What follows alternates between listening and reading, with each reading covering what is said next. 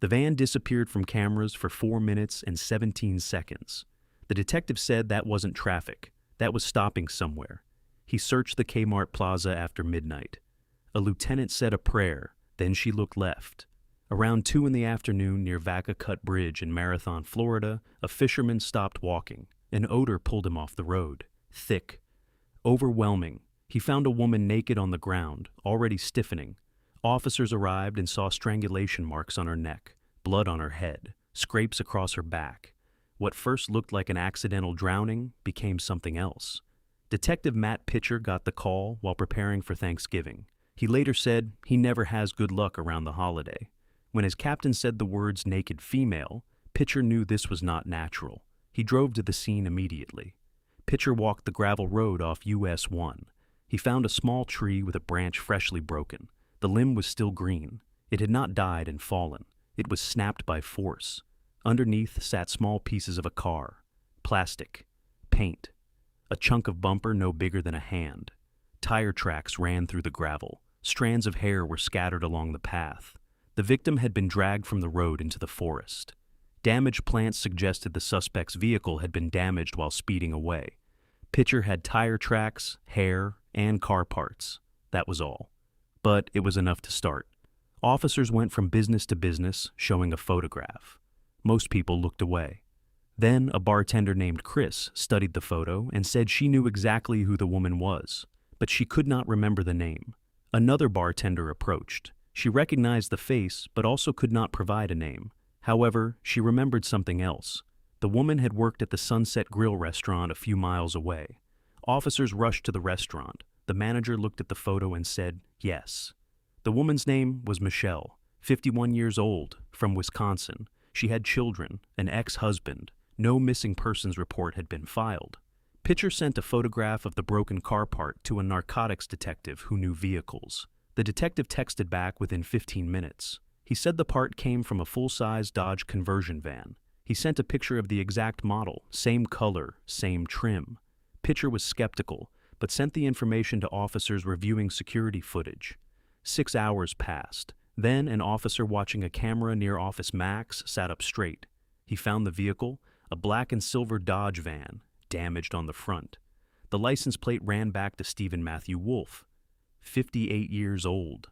Pitcher dug into Wolfe's past and found a homicide conviction from 1976. Officers tracked the van on CCTV. It disappeared between 2 camera locations. The time gap was 4 minutes and 17 seconds. Pitcher said that was not sitting in traffic. That was stopping somewhere. The last known location was near a Kmart Plaza on US 1. Pitcher gathered a team and searched after midnight. A lieutenant said a quiet prayer. The moment she finished, she looked to her left toward a McDonald's. The van was sitting right there, parked between a Winn-Dixie and the fast food restaurant. Officers surrounded the parking lot. Stephen Wolfe stepped out calmly. He did not fight. He did not run. Once Wolfe was in handcuffs, officers inspected the van. The first thing they noticed was the smell. Then they found women's underwear, a child's swimsuit, strands of blonde hair. Under a homemade mattress, a cushion covered in blood. Pitcher later said there were homemade toys inside, 8 to 12 inches in diameter. The medical examiner would determine that these items were used on Michelle. The strangulation did not kill her. The torture did. Wolfe had strangled her just enough to make her lose consciousness, then let her wake up, then done it again. The only DNA in the van belonged to Michelle and Stephen Wolfe. The next morning, locals began coming forward. A woman named Jennifer said her cousin Frankie had been inside Wolfe's van the day before the murder. Then Tracy walked into the station. She said Wolfe had picked her up at the library. She never thought he would do something like this. Then a man named Terry arrived. Wolfe had called Terry for 5 minutes on the day Michelle died. Terry said Wolfe did not like Michelle. He always threatened her. They fought constantly. Michelle stayed in Wolfe's van. Terry said when he found out Michelle was dead, it killed him. Detectives believed Terry. He was one of Michelle's few real friends. Pitcher asked Wolfe to step outside the interrogation room for a cigarette. Wolfe lit it and began talking in a low voice. He said he was being charged with homicide. He said somebody died at his hands. Then he corrected himself. He said he did not kill Michelle. Her boyfriend killed her. They were fighting in the back of the van. He just kept driving. He helped get rid of the body. He described a young man with straight black hair and a flowery shirt. Pitcher already knew Michelle's real ex-boyfriend. Older, gray hair, heavy build. Wolf's story did not match.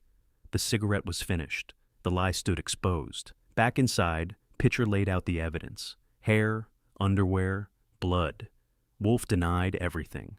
Then Pitcher put his hand on Wolf's shoulder. Wolf said he did not let people do that because of prison. Pitcher apologized and moved to remove his hand.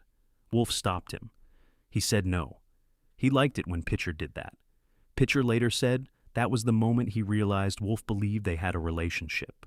Wolf wanted Pitcher to care about him. He wanted Pitcher to feel conflicted about testifying. Pitcher had never experienced anything like that in any other case. The manipulation was calculated, and it failed. In 2023, Stephen Wolf was convicted of first-degree murder. The jury unanimously recommended the death penalty. Wolf now sits on death row. But Pitcher, now retired, still has questions. He said he would bet money that there are other victims. The van contained blood that did not match Michelle. Women's underwear that was not hers. A child's swimsuit. Long gaps in Wolf's timeline stretching back 4 decades. Wolf has never confessed to any other murders. When the state carries out his sentence, that answer may die with him. 6 years after Michelle's body was found, her killer remains alive, but not for much longer.